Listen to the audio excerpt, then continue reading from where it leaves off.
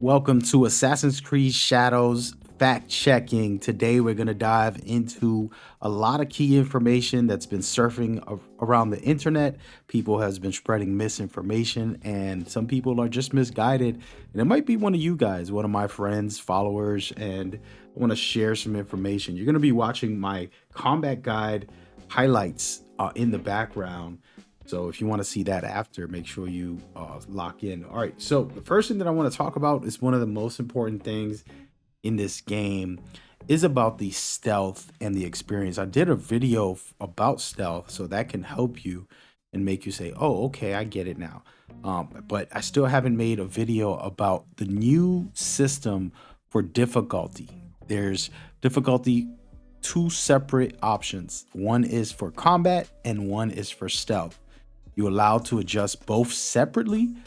And even though I don't have a full breakdown on that, I wanted to kind of help people understand that this information about how the stealth feels and how it plays, people who have had hands-on have basically played on normal difficulty for the most part.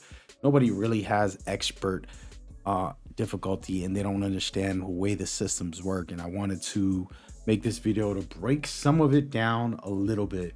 But before I do, I don't mean to be mean here, but I do want to show you guys a video of basically misinformation by IGN. The adoption of this approach sounds like a complete game changer, but in reality it had minimal impact on a playstyle I've honed across 13 prior games. I don't doubt that, under the hood, the engine's enemy AI routines are influenced by this new simulation. But when it comes to actually playing Shadows, I found the presence of light rarely impacted my progress or forced me to devise smarter methods of approach. I could stand on rooftops with a full visibility meter and no one would see me. Traditional sightlines seemed to be the only factor I truly had to consider. This sense of same but different persists across many of Shadows' ideas. And so I'm going to stop that video there, but just to help you understand that basically their misinformation saying that, you know, the enemies are not really seeing him while he climbs up ropes or in the high roofs. That's because you're playing on normal or lower difficulty. If you play it on expert or higher, you will be spotted on roofs if you are in the line of sight of the enemies.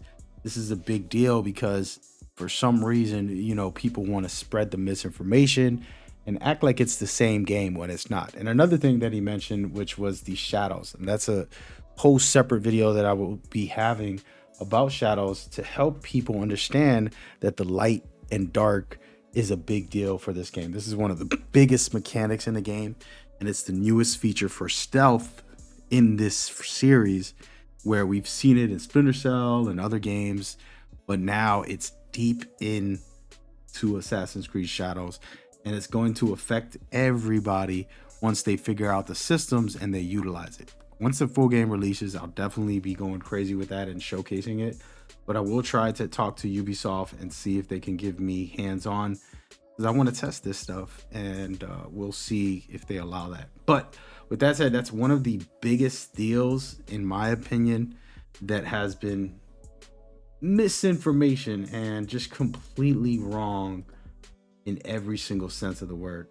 Okay, now I want to get into another topic, which you're watching Naoe destroy in combat, and I mean, she destroys. Okay, now she has low health compared to Yatsuke, who has a lot of health. And the thing that I talked for years is that stealth games shouldn't make a character overpowered. He shouldn't be a big tank. It's not an RPG, you know, create a unkillable tank healing type of build. It's a stealth game, so you're supposed to have some vulnerability within that. And so the way they designed this game, you know, the conversation is that, oh, Naoe's the only one that can stealth good, or she's the only one that can parkour good. She can't do no combat. Oh, this is not good. And while there's truth to that, she has low health and she is not going to be the best in combat compared to Yatsuke. She is more than capable, as you're watching in this footage, to be able to dominate when necessary. Okay, and that's something important to note, because you're going to be playing both characters if you feel like it. You can play 90% of the game with whichever character you want. You're not forced to play most of them for the most part. With all that in mind, I also want to note that even though Naue can be good with combat, and you're going to say Yatsuke is not good with parkour and he's not worth it. Well, we're going to watch some parkour while I talk about his capabilities. So he is not a samurai, assassin, he's a samurai. And the reason they put this into the game is because the most recent games, RPGs, allowed you to create unkillable builds. But they wanted to go back to stealth, and they wanted to give people the true shinobi / assassin playstyle, which you have with Niobe. And then Yatsuke is the exact opposite. He is the one that is more focused on the combat side of things. And while you can see here, he's parkouring a bit and he's moving around and doing some things, he isn't going to be the best in the game when it comes to stealthing or parkouring, but he's super capable in combat. He has way more help. We're going to watch some footage of him, and I want to discuss this as well because this is an important thing in the game. They purposely designed these two characters for the Japanese culture of a true samurai and a true shinobi.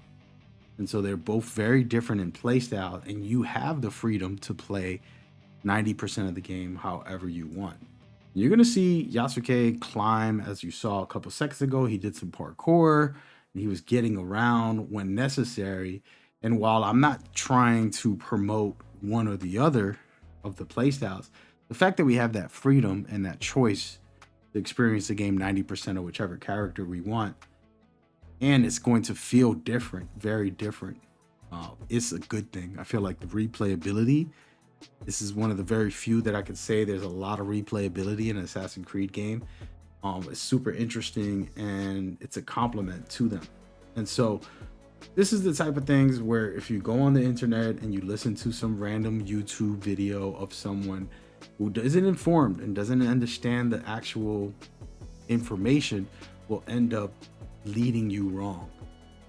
And for example, Yatsuke's stealth isn't going to be the best, but he's capable, right? So we're going to watch right now him going into a bush, him whistling and calling out an enemy to take out.